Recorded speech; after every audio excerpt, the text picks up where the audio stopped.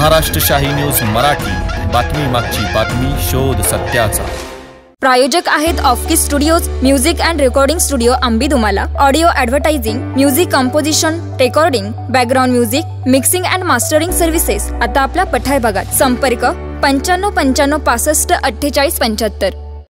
मी इयत्ता 5वीतील विद्यार्थिनी, इयत्ता 10वीच्या विद्यार्थ्यांना SSCच्या बोर्डाच्या परीक्षेसाठी खूप खूप शुभेच्छा व त्यांनी यश प्राप्त करावे म्हणून पुन्हा त्यांच्यासाठी खूप खूप शुभेच्छा। क्षणोक्षणी डोळ्याच्या कारांना ओलावला देणारा प्रसंग, सुखदुःखांचे संमेलन, निरोप म्हणजे आपल्या सहवासातील एखादी व्यक्ती दूर जाणे होय।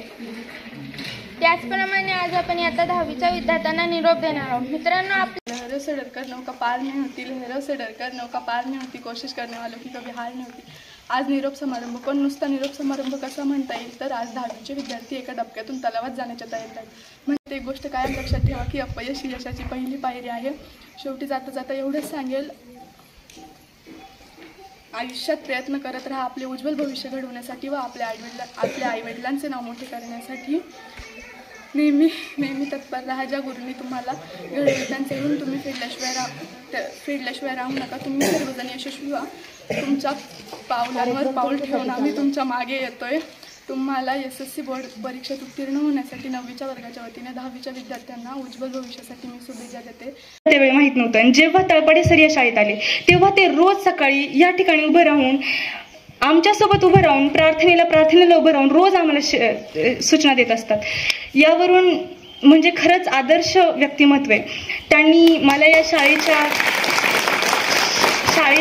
सहवासात आर्थिक मदत देखील भरपूर केली, त्याबद्दल मी त्यांचे आभारी आहे। असे मुख्याध्यापक मला लाभले, मी या शाळेत असताना लाभले, हे माझं परम भाग्य। यानंतर शिंदे मॅडम यांनी आमच्यासाठी एक मोठी आठवण ठेवली। प्रसंग सांगायचा झाला तर आम्ही 8वीला असताना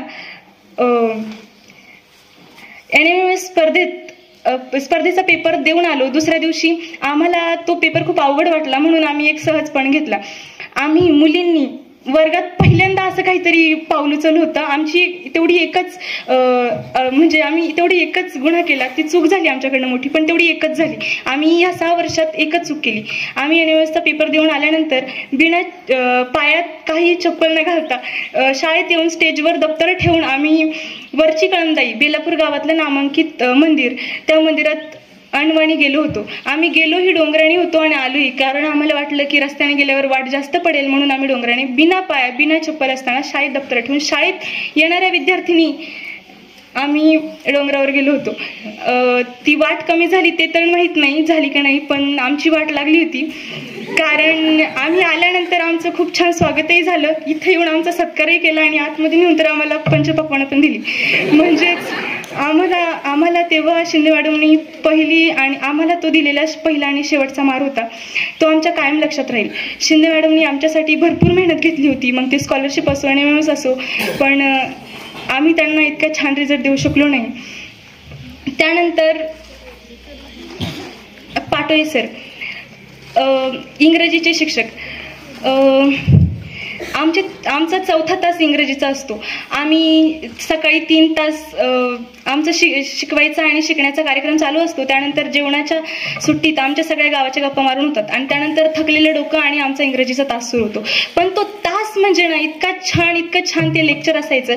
भविष्याच्या असतील, आता सध्याच्या असतील, सगळ्या आठवणी, सगळं किती छान। म्हणजे तो तास, ते लेक्चर, ते अर्ध्या 30 मिनिटाचं ते सरांनी दिलेलं व्याख्यान होतं, ते खूप आवडायचं।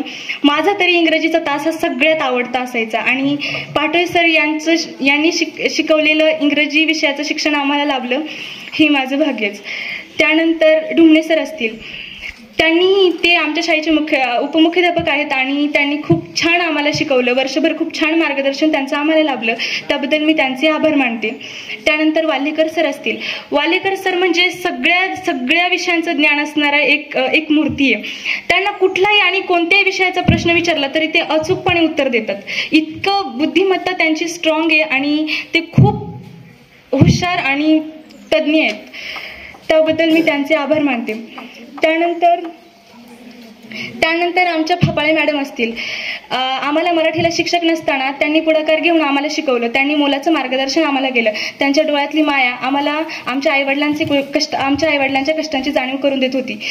त्यानंतर आमच्या काळाणे मॅडम असतील, काळाणे मॅडमची पहिली बॅच आहोत आम्ही 9वीला असताना काळाणे मॅडम या शाळेत आल्या होत्या आणि त्यांची आम्ही पहिली बॅच आहोत या गोष्टीचा आम्हाला नक्कीच अभिमान आहे.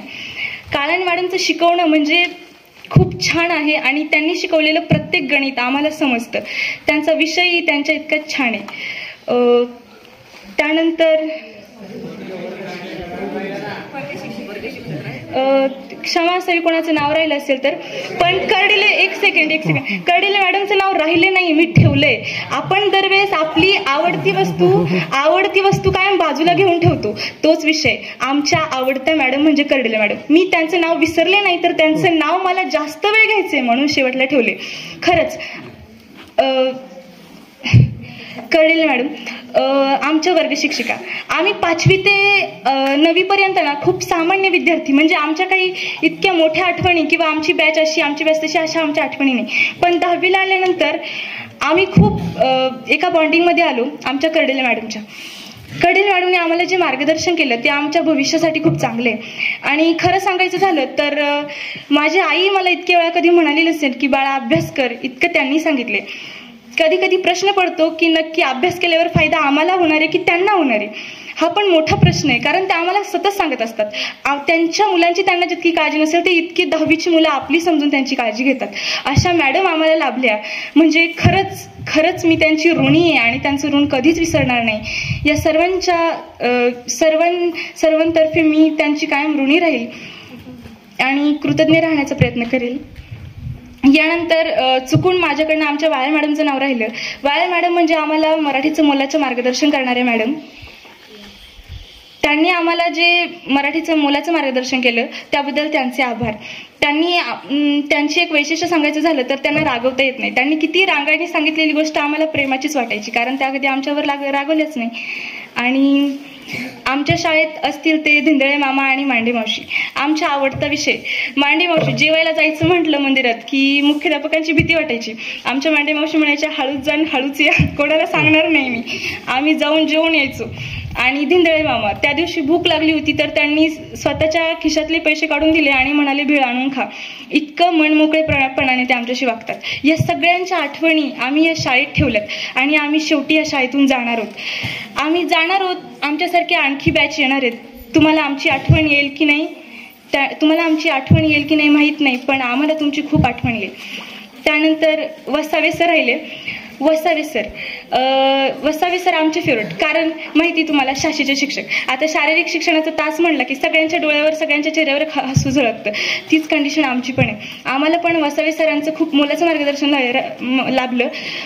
महत्वाचं म्हणजे त्यांच्या मार्गदर्शनाखाली आमच्या कबड्डीच्या टीमने अख्ख्या तालुक्यात नाव गाजवलं.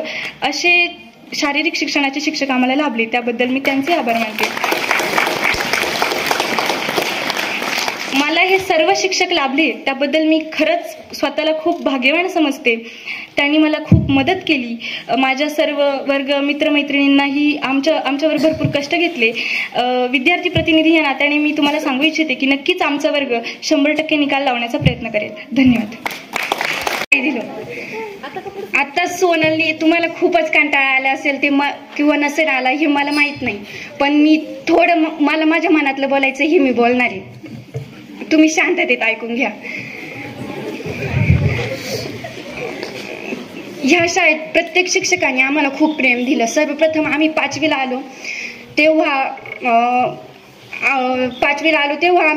आम्हाला लई कुतूहल वाटायचं या शाळेबद्दल.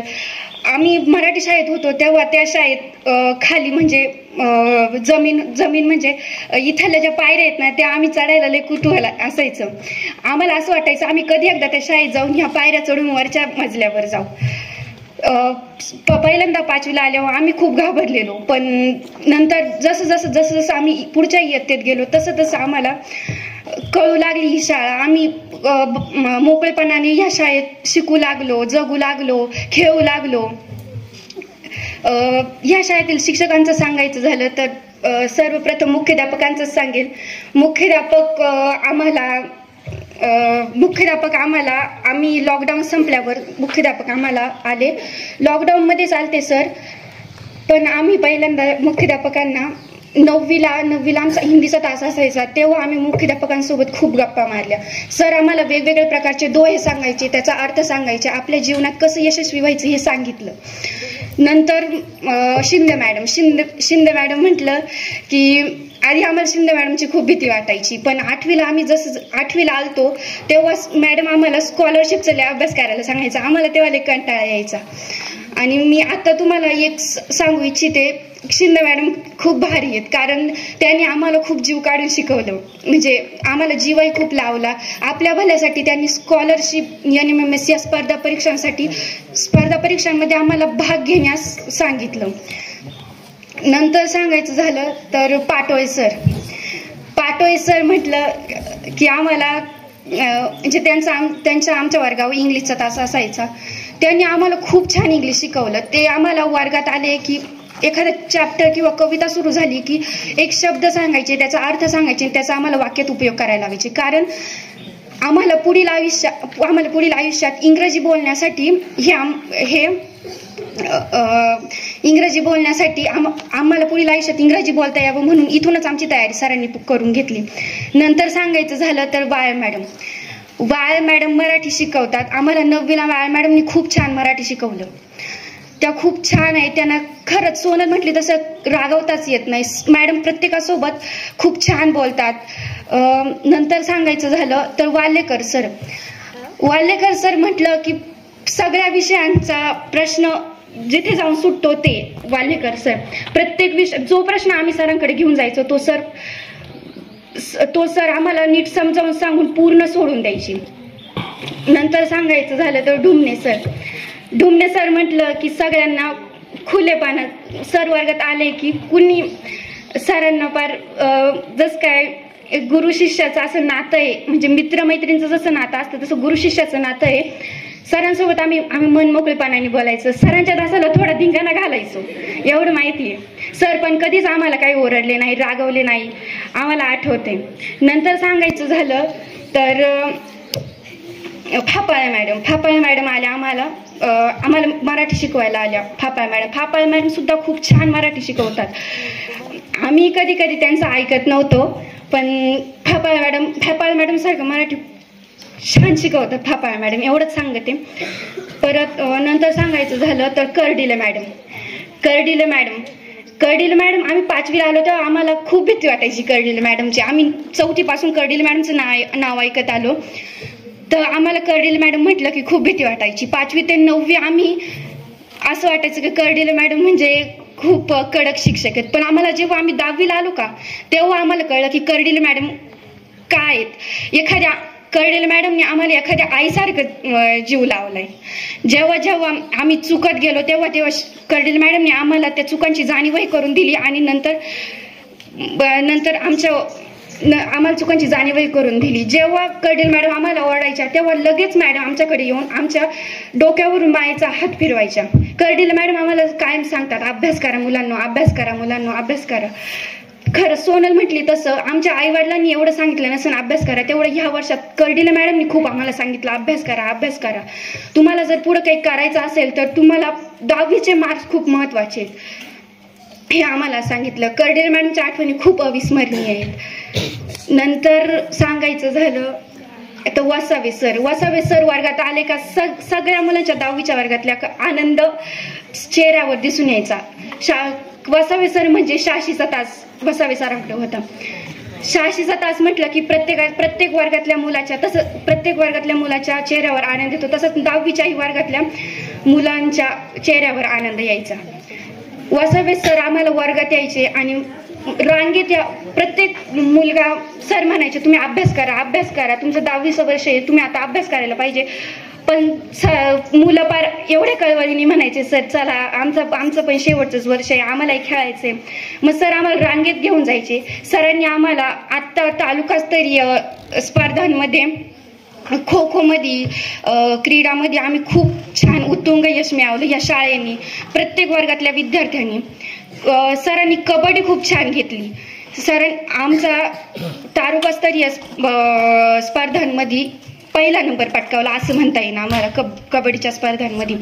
तसंच वसावे सरांनी खूप छान मार्गदर्शन केलं. ह्या शाळेतील चुकून माझ्या तोंडून कुणाचं नाव घ्यायचं राहिलं असेल तर सॉरी. सगळ्यात महत्त्वाच्या राहिल्या कहाणे मॅडम. सर्व म्हणजे आम्ही जेव्हा 9वीला आलतो तेव्हा पहिलीच बॅच आमची होती. आमच्या वर्ग शिक्षिकाही त्याच होत्या. आम्ही खरं सांगायचं तर त्यांना खूप त्रास झाला असेल आमचा कारण 9वीला आम्ही लय काय काय मस्ती केली, लय काय काय केलंय. परत कहाणी मॅडमने आम्हाला लय समजून घेतलं. कहाणी मॅडम सुद्धा आम्हाला खूप समजून सांगायच्या. त्या सुद्धा आमच्या आईसारख्याच त्यांनी आम्हाला सांगितलं. 9वीचं गणित म्हटलं की कहाणी मॅडमचा तास, 9वीचं गणित अल्जेब्रा हे म्हटलं की आम्हाला लय आनंद व्हायचा कारण खूप छान शिकवत होत्या कहाणी मॅडम. सर्व शिक्षकांनी आम्हाला 5वी ते 10वी ह्या वर्गांमध्ये खूप छान मार्गदर्शन केलं, त्याबद्दल धन्यवाद. मी तुम्हाला कंटाळवाणं वाटणं असं काही बोलणारच नाही. एवढं सगळं काही सांगणार पण नाही, फक्त हसू नका.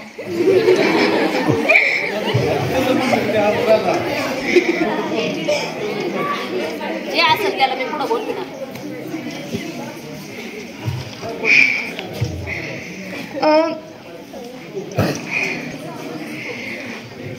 आम्हाला आमच्या शाळेतल्या सर्व शिक्षकांनी चांगलं शिकवलं, त्याबद्दल त्यांचे आभार. आणि मातीच्या गोळ्याला जसा आकार द्यावा तसं शिक्षक प्रत्येक विद्यार्थ्याला शिकवतच असतात. पण आमच्या शाळेत आमच्या वर्गाचं काहीतरी वेगळंच होतं. आमच्या वर्गाला या शाळेतली सगळ्यात टुक्कर बॅच म्हणून असं ओळखलं जायचं. आमचा वर्ग जे नाही ते पराक्रम करून बसलेला आहे आणि त्या पराक्रमांना सुधारण्याचं काम फक्त कडिले मॅडम शिवाय दुसरं कोणी करूच शकलं नाही.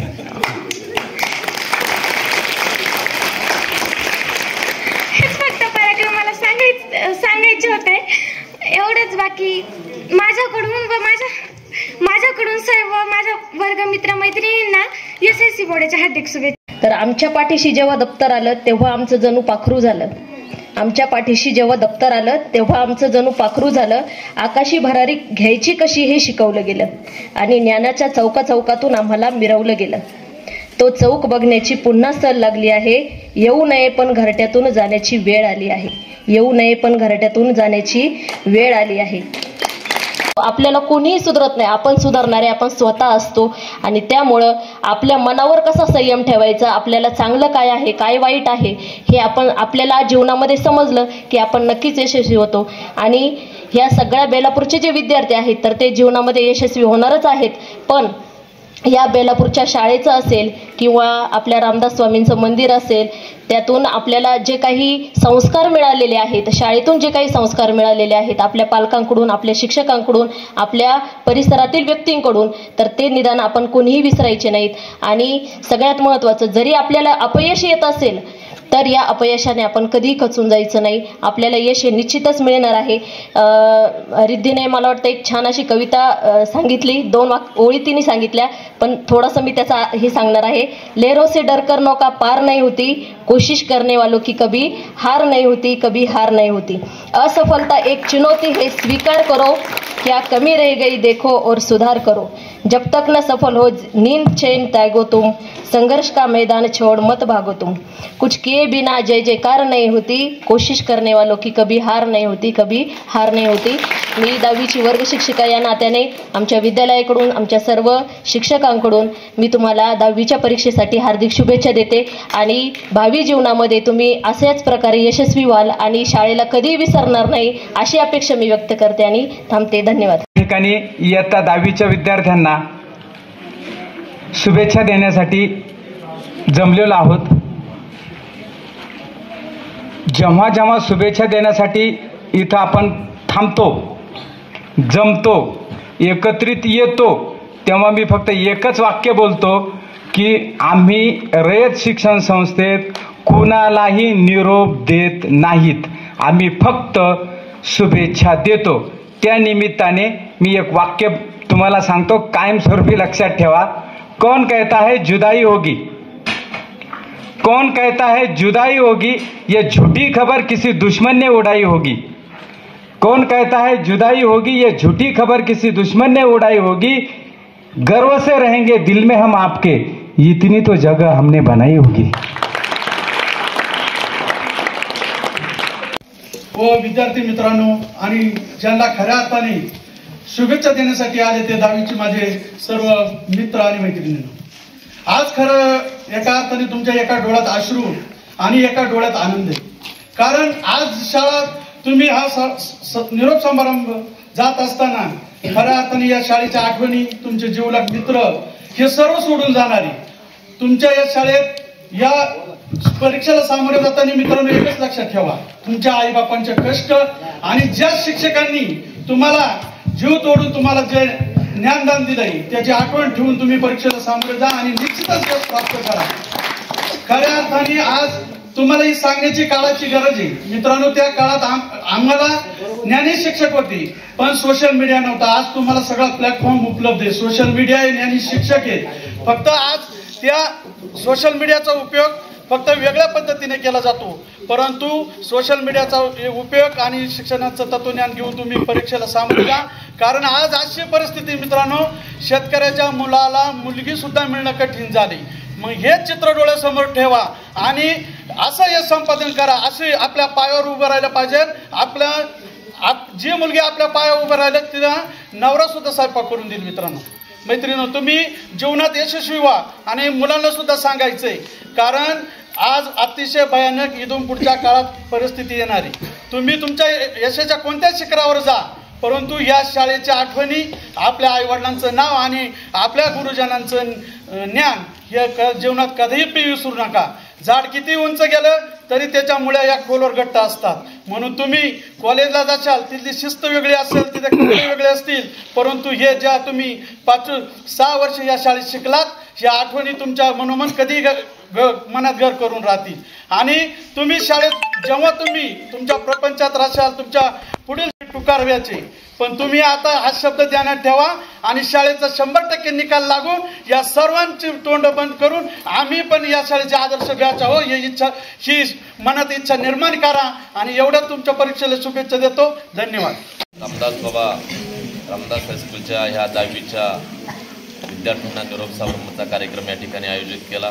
कार्यक्रमाचे अध्यक्ष भगवंतदादा, त्याचप्रमाणे पालक संघाचे अध्यक्ष डॉक्टर गणेश फापाळे, आमचे पत्रकार सतीश फापाळे, जाचकवाडी गावचे सरपंच योगेश महाले, गणेश हांडे, बाळासाहेब महाले आणि त्या शाळेमध्ये निरोप समारंभ देत असताना रामदास हायस्कूलचे मुख्याध्यापक तळपाडे सर, त्यांची सर्व या ठिकाणची टीम, या टीमने चांगल्या पद्धतीचं ज्ञानदानाचं काम केलं.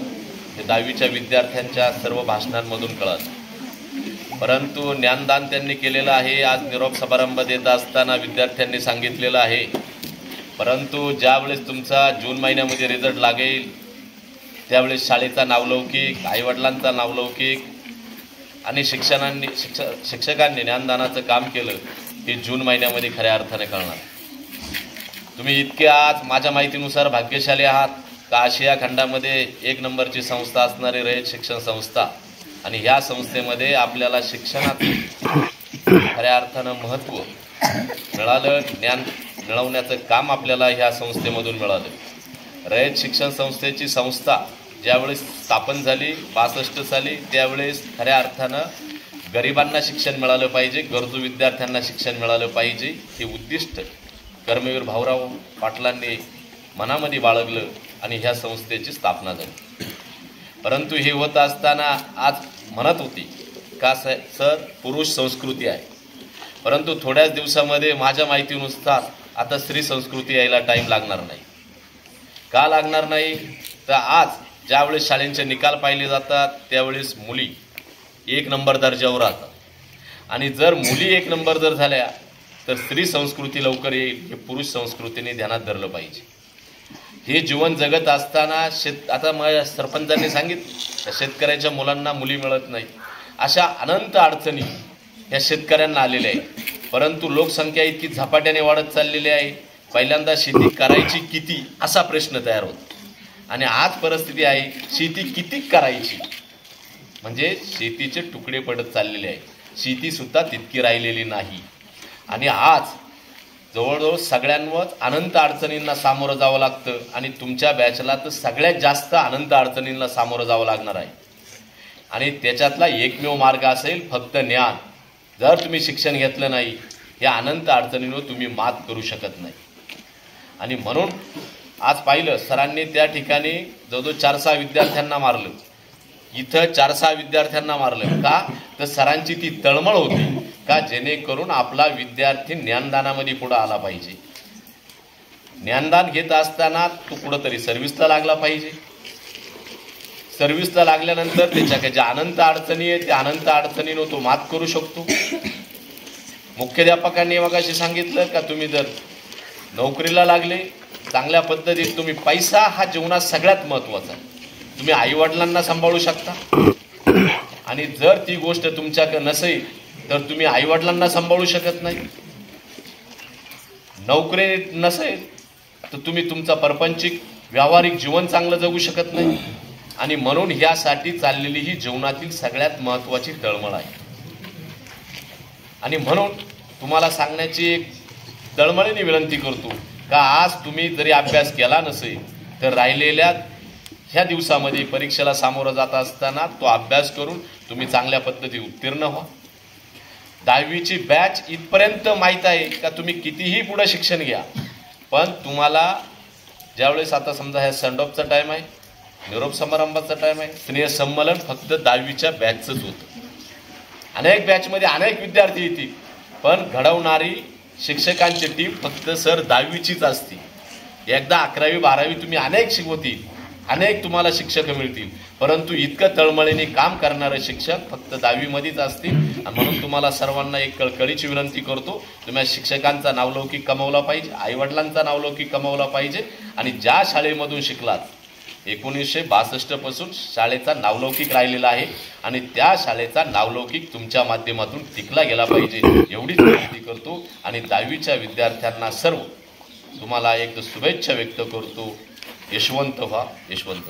या कार्यक्रमाचे अध्यक्ष सन्माननीय भगवानदादा काळे, डॉक्टर योगेशजी फापाळे, डॉक्टर योगेशजी महाले, आपले प्रगतशील शेतकरी योगेशजी महाले, आमचे रामदास तरुण नाट्य मंडळाचे कलाकार ज्यांनी या परिसरामध्ये सगळ्यात उत्कृष्टाची छत्रपती शिवाजी महाराजांची भूमिका पार पाडली आणि आपल्या गावाचं नाव आपल्या तालुक्यामध्ये उज्ज्वल केलं असे प्रकाशराव फापाळे, आमचे पत्रकार सतीशराव फापाळे, हे सगळे मंडळ या ठिकाणी उपस्थित आहेत. सर्वांचं प्रथमतः या ठिकाणी मी मनापासून स्वागत करतो. मित्रांनो, या परीक्षेला सामोरे जात असताना एक गोष्ट लक्षात ठेवा, या जीवनात तुमचं चांगलं कोणतंच वाया जात नाही. चांगलं काम या जगात कोणतंच वाया जात नाही. तुम्ही चांगलं अभ्यास केला वाया नाही जाणार, तुम्ही चांगलं वाचन केलं वाया नाही जाणार, तुम्ही चांगलं लिखाण केलं वाया नाही जाणार. एक गोष्ट लक्षात ठेवा, या जगात तुम्हाला चांगलंही खायला मिळतं आणि वाईटही खायला मिळतं. काय घ्यायचं ते तुमच्या हातात आहे. या जगात तुम्हाला चांगलंही ऐकायला मिळतं, वाईटही ऐकायला मिळतं. काय ऐकायचं ते तुमच्या हातात आहे. या जगात तुम्हाला चांगलंही पिण्यासाठी मिळतं आणि वाईटही पिण्यासाठी मिळतं. काय प्यायचं ते तुमच्या हातात आहे. तसंच या जगात तुम्हाला चांगलं सांगणारी माणसं फार कमी भेटतील. छत्रपती शिवाजी महाराजांनी ज्यावेळेस स्वराज्य स्थापन केलं त्यावेळेस त्यांच्यासोबत 7 माणसं होती. फक्त 7 माणसं घेऊन स्वराज्य स्थापन केलं.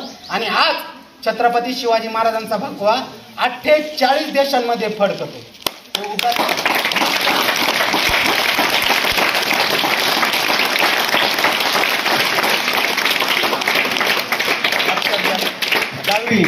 टाळ्या नका वाजू, मला कळतंय सगळ्यांच्या भावना. थोडक्यात सांगतो, बीड जिल्ह्यात एक कुटुंब होतं, ऊसतोडी कामगार कुटुंब होतं. पहाटे 3ला उठायचं, 3ला उठल्यानंतर बैलगाडी झुंपायची, बैलगाडी झुंपल्यानंतर 5-6 किलोमीटर ती बैलगाडी धावत पळत त्या ऊसाच्या फडापर्यंत नेऊन पोहोचवायची. ऊसाच्या कडाला ती बैलगाडी सोडायची, हातात कोयता घ्यायचा आणि दिवसभर ते नवरा बायको हातामध्ये कोयता घेऊन काबाड कष्ट करायचे. त्यांचा एक लहानगा मुलगा होता. नीट ऐका, अजिबात गडबड करू नका. हे फक्त तुमच्यासाठी, तुमच्या आई वडिलांसाठी. तुमचे आई वडील तुमच्या प्रती काहीतरी स्वप्न घेऊन तुम्हाला शाळेत पाठवतात.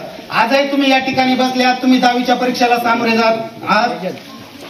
थोडक्यात मुले सोडले तर सगळ्यांचे आई वडील कष्ट करणारे शेतकरी, त्यामुळं 2 मिनिटं फक्त ऐका. मी सुद्धा एक सामान्य कुटुंबातला आहे, माझ्या मागे काम आहे. मी जर काम केलं नाही तर माझ्या कुटुंबाची जबाबदारी माझ्या. तरी पण माझी तळमळ आहे, माझ्या गावातल्या या शाळेतली मुलं चांगली घडली पाहिजे, त्यांना चांगले मार्क्स मिळाले पाहिजे. आपल्याला जे काही 2 शब्द ज्ञानाचे येतात ते तुमच्या कानापर्यंत पोहोचले पाहिजे, हाच विचार मनात घेऊन इथं आलो. फक्त ते 2 मिनिटं ऐका. ऊस तुडीचं काम करत असताना ते आई वडील दिवसभर ऊसात हातातला कोयता बंद होत नव्हते. सातत्याने कष्ट करायचे. डोक्यावरचा सूर्य आग ओकायचा तरी हातातला कोयता बंद होत नव्हता. अपार कष्ट करायचे. त्यांचा एक लहानगा मुलगा होता, कुणाल, लक्षात घे. लहानगा मुलगा होता. ते ऊसाच्या फळाच्या बांधाच्या कडेला खेळत असताना बघायचा की माझे आई वडील किती कष्ट करतात. त्यावेळेस हे पोरग 10वी मध्ये गेलं ना, त्या पोराला आपल्या आई वडिलांच्या कष्टाची जाणीव झाली. माझे आई वडील किती कष्ट करतात. या पोराने मनात विचार केला, मलाही माझ्या आयुष्यात जर काही करायचं असेल, माझ्या आई वडिलांच्या हातातला हा कोयता बंद करायचा असेल, त्यांच्या एक कष्ट बंद करायचं असेल तर मला शिकलं पाहिजे, मला घडलं पाहिजे, मला स्वतःच्या पायावरती उभं राहिलंच पाहिजे. यासाठी त्या पोराने काय केलं, 10वी पार पडल्यानंतर MPSC करण्याचा निर्णय घेतला. ते पोरग MPSCचा अभ्यास करू लागलं. आई वडील ऊसाच्या फळात काम करायचे, त्याला लागेल ती गोष्ट पुरवायची, पाहिजे ते पाठवायचे. हे पोरग ज्यावेळेस MPSCचा अभ्यास करत असताना या पोराला पहिल्यांदाच परीक्षेला सामोरे जायचं होतं. सामोरे गेलं, लेखीमध्ये ते पोरग पास झालं. परंतु ज्या वेळेस त्या पोराचा संभाषणाचा विषय होता त्यावेळेस हे पोरग जरा डगमगलं. त्या पोराला परीक्षा देता नाही आली व्यवस्थित आणि ते पोरग परीक्षेत फेल झालं. आता आई वडिलांना कोणत्या तोंडाने सांगणार की मी फेल झालो. आई वडील इतके काबाड कष्ट करून त्याला पैसे पुरवत होते, लागेल ती गोष्ट पुरवत होते, पण आता मी नापास झालोय, कसं सांगणार. पण ते पोरग डगमगलं नाही. त्या पोराने काही कारणच सांगितले नाही. त्याने फोन केला आई वडिलांना, सांगितलं, आबा आई मी या परीक्षेत नापास झालोय, यावेळी मी तुमच्या हातातला कोयता बंद करू शकलो नाही, तुमचा एक काम कष्ट थांबू शकलो नाही. त्या आई वडिलांचा, त्या आईचा खांदा झिजला होता ऊसाच्या मुळ्यावरून, त्या बापाचा पाय साडला होता अक्षरशः ऊसाच्या फळामध्ये चालून, पण त्यांचं कष्ट थांबत नव्हतं. त्या पोराला आई बापाने सांगितलं, बाळा तू यावेळेस परीक्षेत नापास झालाय तरी चालेल, पण एक गोष्ट लक्षात ठेव, तुला जर आयुष्यात काही करायचं असेल, आयुष्यात जर मोठं बनायचं असेल, स्वतःच्या जीवनात तुला उंच भरारी मारायची असेल, आज 35 वर्ष झाले आम्ही ऊस तोडीचं काम करतोय, बाळा तुझ्यासाठी अजून 5 वर्ष आम्ही ऊस तोडीचं काम करू, 5 वर्ष तुझ्यासाठी बैलासारखीच मेहनत करू. पण एक गोष्ट लक्षात ठेव, 5 वर्षानंतर तू ज्यावेळेस आपल्या गावात जाशील ना, त्यावेळेस तू लाल दिव्याच्या गाडीत बसून गेला पाहिजे. त्या पोराने ठरवलं, मनाशी निर्धार केला, आता जे पहिलं चुकलंय ते चुकू द्यायचं नाही. आता जे मला पहिलं घडवता नाही आलं ते घडवून दाखवायचंय. मी ज्या ठिकाणी चुकलोय ती चूक आता मला सुधारायची. त्या पोराने पुन्हा एकदा MPSCच्या परीक्षेला सुरुवात केली. एसीच्या रूम मध्ये बसून ते पोरगा अभ्यास करायचं. पण ज्या वेळेस त्या पोराचं अभ्यासात मन रमत नव्हतं त्यावेळेस कुठं जायचं, मित्रांबरोबर फिरायला नाही हो.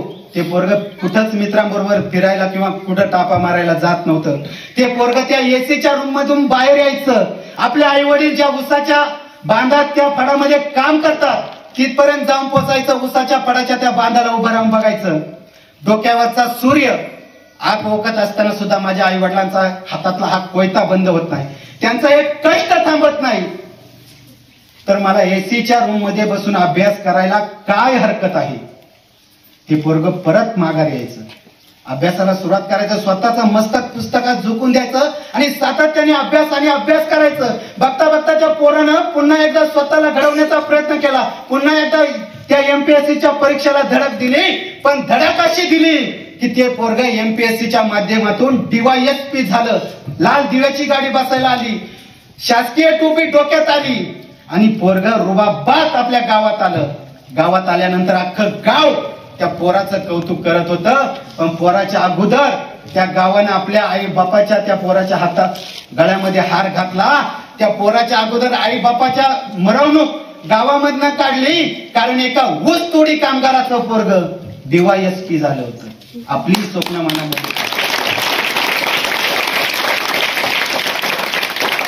आयुष्यात फार तडजोडे असतात. तो माझ्यासारखा 10वीच्या नंतर तुम्ही ज्या वेळेस कॉम्पिटिशनच्या जगामध्ये एक पाऊल ठेवून बघाल त्यावेळेस तुम्हाला कळेल की आपण 10वी पर्यंत जी तयारी करायची होती, जी हत्यारं घासायची होती, जी शिदोरी घ्यायची होती ती आपण घेतली नाही.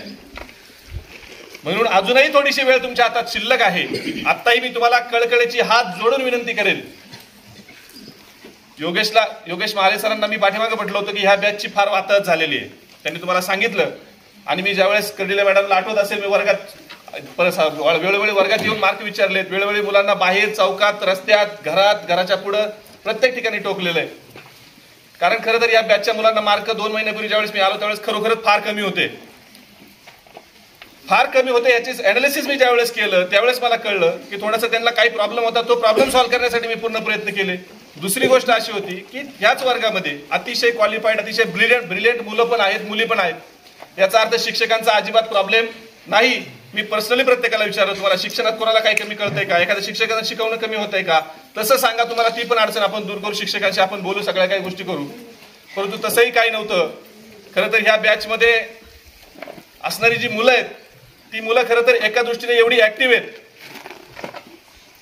दैनंदिन जीवनामध्ये तुम्हाला जगाच्या या प्लॅटफॉर्मवरती चालत असताना फक्त शिक्षण, फक्त पुस्तकी किडे, पुस्तकामध्ये अभ्यास करणारी मुलं लागत नाही, तर ऑलराऊंडर मुलं लागतात.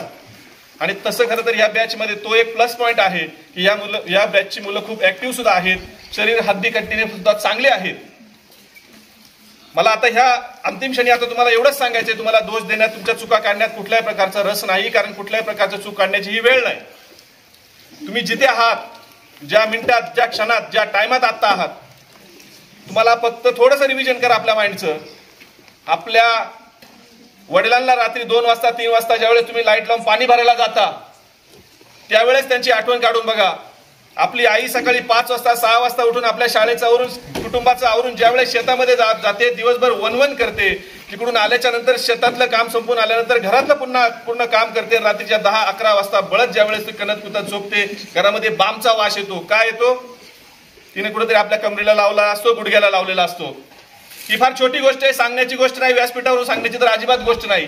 परंतु मी स्वतः एका कष्टकरी आईचा मुलगा आहे. मी माझ्या आईचे कष्ट बघितलेत, मी माझ्या शाळेतल्या जीवनातल्या, कॉलेजच्या जीवनातल्या मी अडचणी बघितल्यात. आणि म्हणून मला कळकळीने तुम्हाला सांगावं वाटतं की जी आई आपल्याला एवढे आनंदाने, प्रेमाने, आणि जे वडील आपल्याला कष्टाने वाढवतात, त्या वडिलांना ज्या वेळेस कळतं की माझ्या मुलाला कमी मार्क पडलेत, माझा मुलगा नापास झालाय, त्यावेळेस एक गोष्ट लक्षात ठेवा, त्यांच्या जीवनातलं सगळ्यात मोठं ध्येय त्यांची मुलं आणि सगळ्यात मोठं यश हे त्यांच्या मुलांच्या यशामध्ये असतं. आणि ज्यावेळेस एवढे कष्ट करून ज्यावेळेस त्या मुलांच्या पदरी निराशा पडते, ती त्यांच्या आईवडिलांच्या कानापर्यंत जाते, त्यावेळेस त्यांच्या झालेल्या त्या कष्टाचा, त्यांच्या त्या प्रामाणिकपणाचा, त्यांच्या ज्या त्रासाचा आपल्या हातून अपमान होतोय, ही गोष्ट तुम्हाला लक्षात घ्यावी लागेल.